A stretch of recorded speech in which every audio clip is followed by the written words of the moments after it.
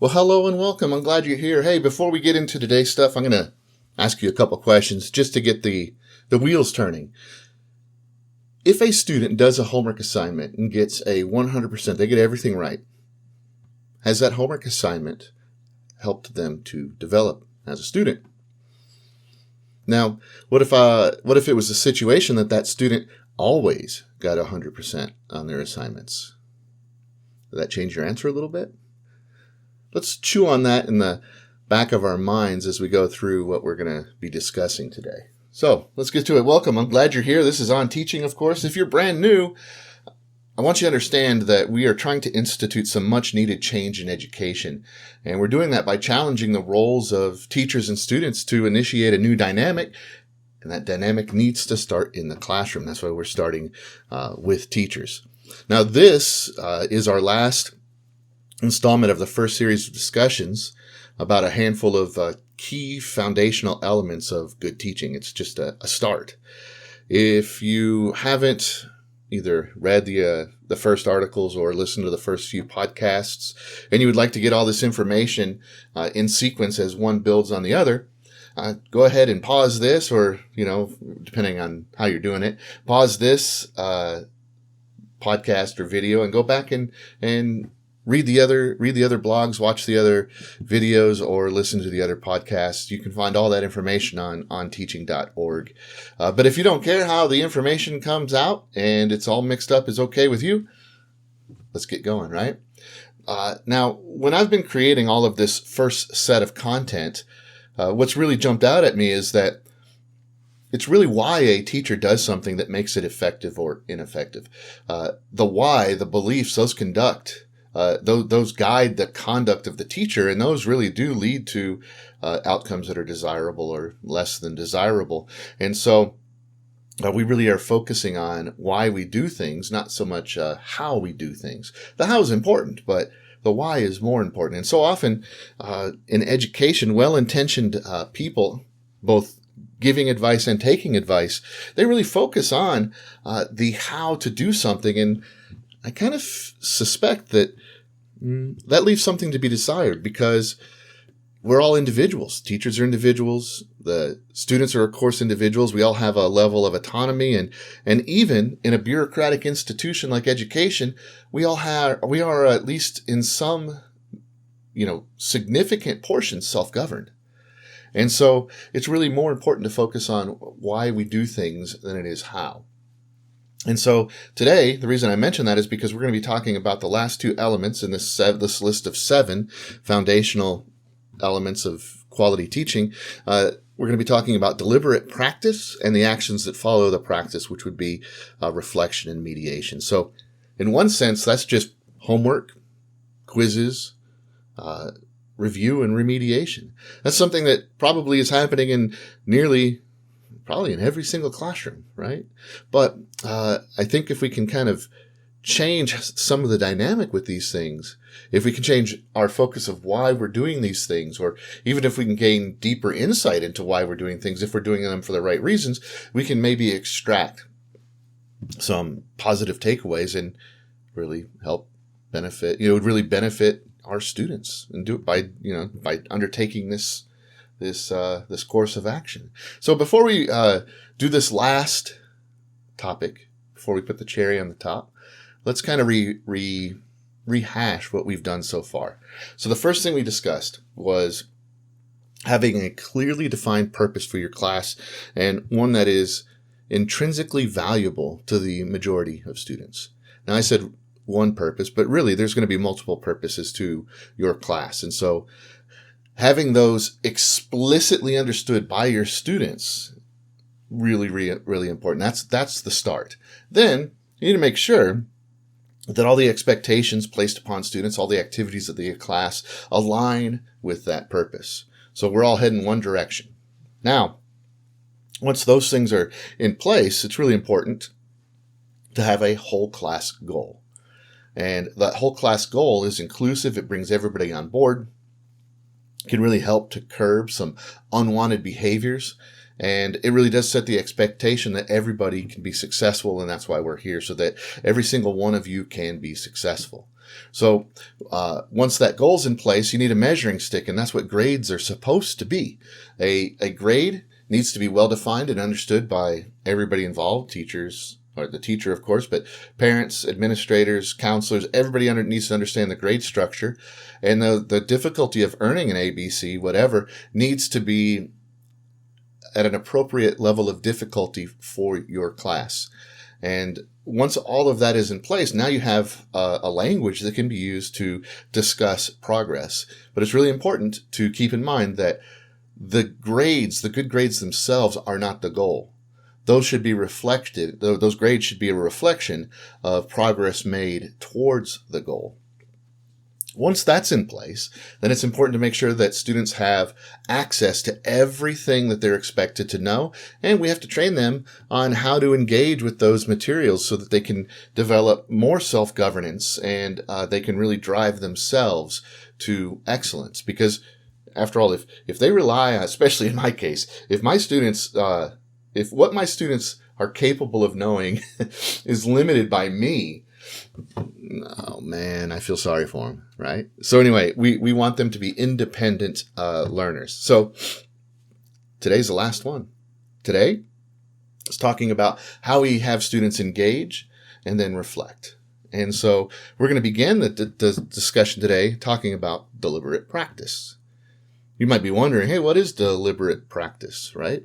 Well, here, let me offer you a definition. So James Clear wrote The Beginner's Guide to Deliberate Practice, and I will leave links in wherever you're, consuming this content. I'll leave links in the appropriate place so you can read more about what Mr. Clear has to say. That is a great definition for an author, or a great name for an author too, isn't it? Clear? Anyway, he says, deliberate practice refers to a special type of practice that is purposeful and systematic. While regular practice might include mindless repetitions, deliberate practice requires focused attention and is conducted with the specific goal of improved performance. So it's not just busy work. That's absolutely on the table, right?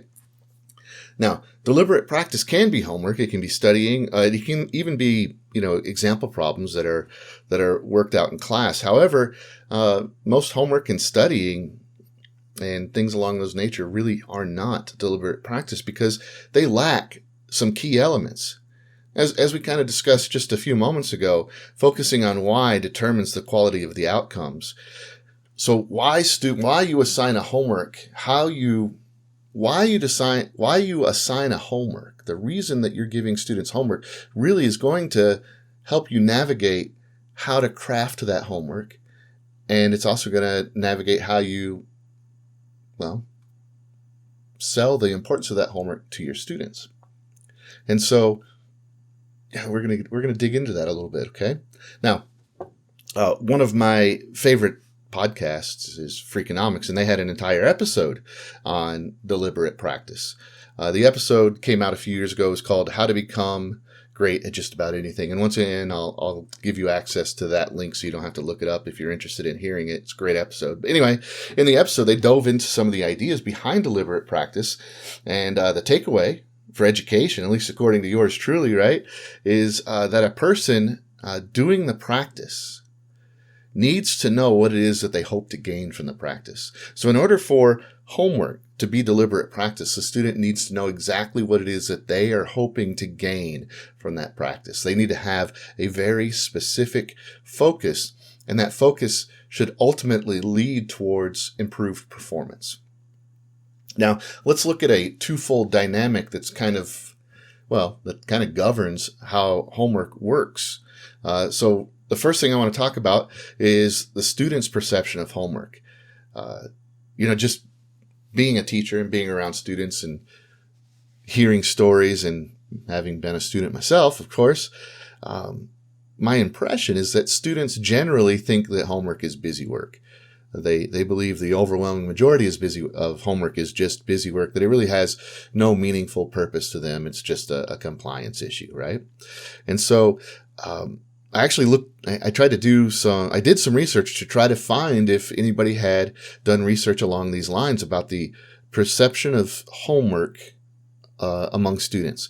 There's not a whole lot, but I did find one, and it found that it was almost 70% of high school students believed that homework was just busy work, that it wasn't meaningful.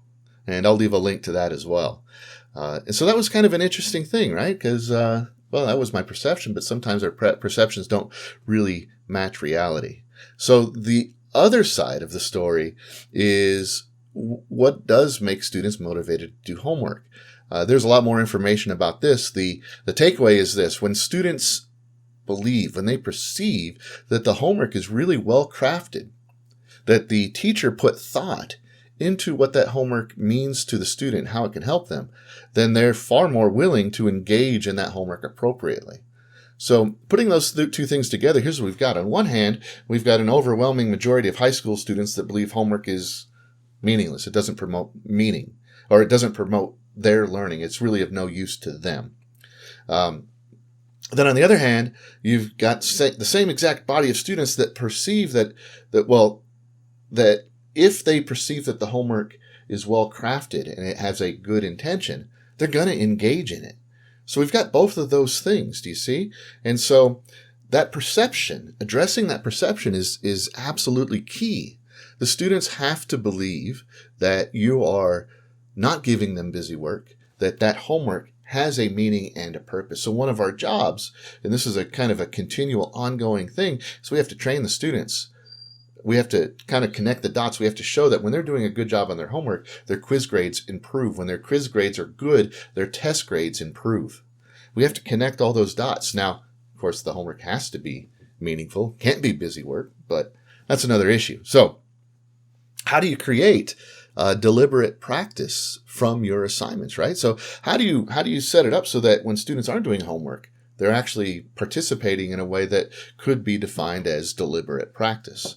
Well, there is a distinction between deliberate practice and practice, and that is the focus on development. So development needs a yardstick, right? It needs a goal. If the homework and the in-class practice and studying really does help a student make the meaningful progress towards their goal of improving their grade, developing as a student, that grade should reflect their improved abilities and all those kinds of things, right? If the homework does that and the students know it and they can focus on it, then it's deliberate practice. If the homework doesn't contain that element, if the student doesn't understand that the homework is helping them to develop and make progress towards their goal, it is not deliberate practice. So you can practice forever and never improve, right? So I want to be clear. I want to lay something out right here. The thing I'm about to share with you, the idea of how to create deliberate practice from the assignments, I understand the philosophy, but I'm not very good at the execution. I'm not an expert in this. Just like most of the things I've shared, these are ideas and goals that I'm working towards, these aren't standards set by me, right? So I'm going to highlight the example of a friend of mine. He teaches, he taught AP English and History for a little over 20 years. And I've had the pleasure of being able to work with him and talk about the craft of teaching and look at kind of how he does business. And one of the things he does is he does a great job with homework. His homework is absolutely deliberate practice. Now, the goal for his class is that everybody gets a minimum passing score or higher on the AP exam, and that, of course, will earn the students college credit. So the focus of the class is helping students to be exposed and be exposed to that level of rigor and that material and develop so that they can, handle it, so that they can actually earn that college credit, right? So the homework assignments that he makes are helping students to develop to be qualified to earn college credit, right? So what he does with the homework is he usually just has a handful of questions with some simple instructions. However, the work isn't simple. The work is aligned with that high standard. And he coaches the students on the purpose of the work. And also, and this is absolutely key, he gives them specific feedback on the work that they've done. It takes a lot of work to do that as the teacher. Now, sometimes the feedback he gives to the students is provided like as an individual comment, like a note or a quick conversation. Sometimes you'll take a homework submission and share it with the entire class anonymously. Like, the author will be hidden from the students, and what will happen is they'll have a whole class discussion about what was good, what was bad. They'll analyze it. But there's a whole bunch of feedback, not just for the student whose work is being used as the example, but for everybody. Everybody's getting a lot of feedback in their own thinking and their own progress towards that goal. So it's kind of cool. Everybody can kind of learn from the experience of, well, trying things out and messing up and making progress, right? So now let's review. Let's go back to the initial questions that we started this entire episode with, right? If a student gets all of the questions right on a homework assignment, did that homework help them to develop? And what about if they're always getting 100%? You see? Let's talk about those questions in the context of this class. So it's important to note that your high school students, they're probably not at a college level. I don't care how smart they are. They are high school students that are developing. They're most likely not ready for college. So they're going to need a lot of development to get there. And homework is a chance to practice their skills, to try things, to see where they are, to test their understanding of the expectation, and then to get feedback. They're not there yet. So they're probably going to be messing up. If your students are always getting hundreds on homework, they're probably not being stretched. They're probably not being developed. And so what needs to happen with that homework is the students need to understand that this homework is designed to help me with my class goal. And then on the flip side, they need to get really meaningful feedback so that they can focus on developing those shortfalls that were exposed by the homework. So it's kind of like failure is a gateway to success. So when they mess up, those things need to be extracted and put out in the open and say, hey, you're doing really good with all these things. Now, this is where you're having a little bit of trouble. So when you do the next assignment, I really want you to focus on this. Let's see if you can get better at that. And that gives that focus to make the practice deliberate practice, because then the students are focusing on a specific thing, and that specific thing will help them to improve, make meaningful progress towards the accomplishment of their goal. Now that kind of brings us to the second point for the day, and that's our last foundational element, and that is reflection and response. Sometimes it's called remediation, right? What it shouldn't be, I believe, is the teacher just showing how everything should have been done and then giving more work. I don't believe that is student-centered. I think that's correct answer getting centered. That's focusing on getting that grade by bypassing the actual meaningful development of the student. The grade should reflect the student's ability, and we need to make those students more able anyway. We talked about that. I don't want to go down that rabbit hole. Okay, so let's talk about the reflection and response piece. Okay, so when students when they've completed the production part of their practice, so when they've done their homework, the reflection and response, and this response from them has to follow, in order for this practice to really be deliberate practice. So when they finish their work, it needs to be evaluated by the measuring stick for the course, and then the students need to reflect upon their performances and develop a focus for the subsequent practice, right? They need to realize what it is that they can improve on based on the reflection of what they just did. So by looking at what they just did, seeing what was good, what was bad, it will help them to come up with a new focus on the subsequent practice. Now, let's talk about a situation outside of education that can kind of tease these little elements out. And in this case, I'm going to talk about myself, but, well, I'm a terrible guitar player. Yeah, I've been playing for 30 years, but it doesn't matter. I'm really terrible. It doesn't bother me that I'm not a very good guitar player. I really do enjoy it. The only time it bothers me that I'm not as good as I want to be is when I can't play something. If there's a piece of music or a song I would like to be able to play, and I can't because I lack the skill, that's the only time it really bothers me. So what I've usually done, for practice is I'll just kind of play around. Might play a song, but without any tuning or checking for timing, or I'll just, kind of noodle around without any sort of focus. And over time, very slowly, you do develop, but not very well. And so what I decided to do, and this was actually after listening to the Freakonomics podcast episode I described to you or shared with you earlier, is what I decided to do is sign up with a teacher, and that teacher was going to give me some direction and feedback.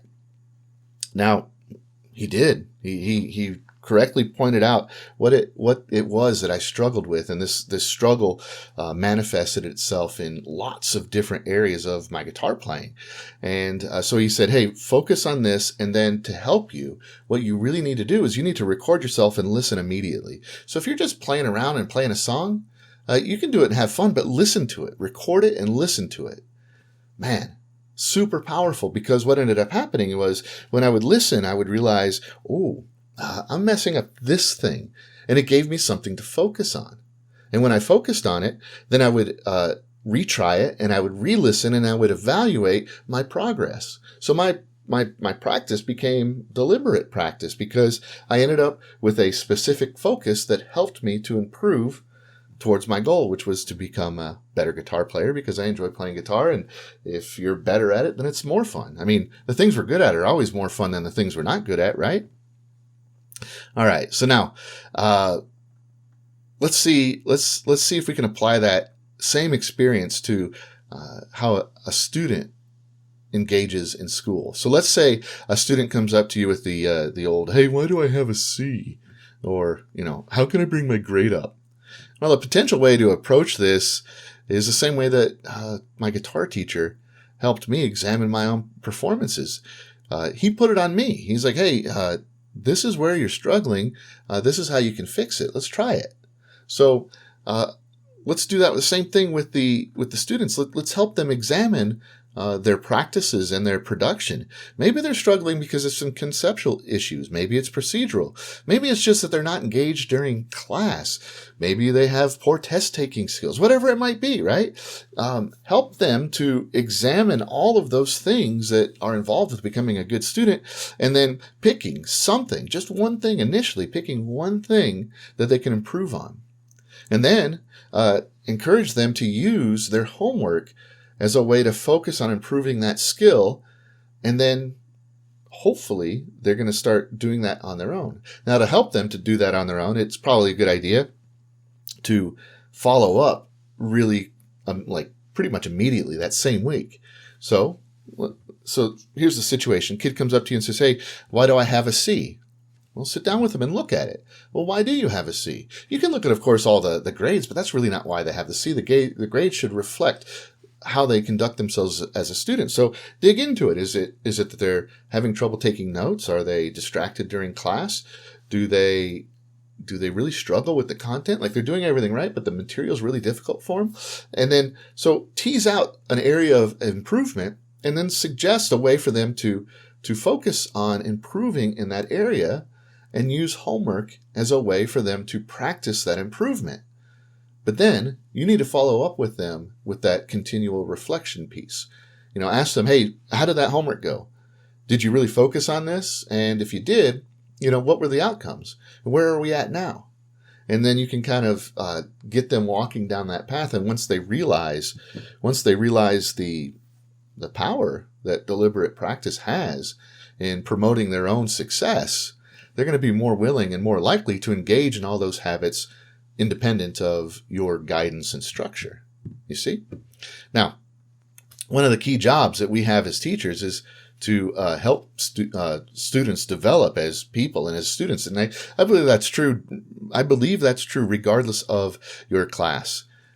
By developing these quality practices, by developing this deliberate practice habit, we're serving that responsibility. We are really helping those students to become better. Not only is that going to help to appropriately redefine the roles of the teacher and student, where the student is responsible for the learning and the teacher is responsible for creating opportunities and shepherding that process, not only is that going to be in place, but the skill of that deliberate practice is going to translate outside of your classroom and outside of academics, right? So, put it all on the table real quick here. Deliberate practice has to have a focus. It also needs to promote future success. And in order for those two things to happen, the piece of reflection and really remediation, like reflection and response, needs to be in place. The student ultimately needs to be the one that's examining their own work, reflecting on it, seeing how their progress is coming along, and then adjust, and then re-engage with the next set of practice. And, wash, rinse, repeat, keep doing that process, right? So that's what deliberate practice is all about. It can be our homework. It can even be quizzes. Quizzes are a chance to look at developing. Quizzes are kind of a checkpoint for you and the teacher, or the teacher and the student, and it should show the student where they're at along the way of towards that final test. It's kind of it's a gateway, right? It's a checkpoint. So if the students are being successful on all those quizzes, then they're most likely going to be successful on the test, which means they're going to be successful in the class. And so those quizzes can actually be deliberate practice. They can practice being a better test taker. They can practice studying, all those kinds of things. So with all that said, I've pretty much wrapped up what I have to say on the subject for now anyway. I do want to know. I want to know your thoughts. Is there something today that was thought-provoking in a good or a bad way? Leave me a comment. Let's start a conversation. I want to hear from you. There's lots of ways you can get in touch. You can, if you're watching this on YouTube, you can just leave a comment below. If you're going to read the blog, I'll put a link. There's a blog article about what we've discussed today. You can leave a comment there. We also have a Facebook group where we have all kinds of conversations about teaching. It's good to go. I love it. I think it's great. The group is growing rapidly. I'd love to join. I'd love for you to join us. I'll leave a link there. Once again, we're trying to make some changes in education that start in the classroom. This isn't about me. If I initiate something in somebody's mind, then that person is far more capable of driving this, or if it kind of ricochets in another way that benefits education, that's what we're all about. I'm excited about it. So I want to hear from you. Hope you guys are having a great day, and I'll see you later.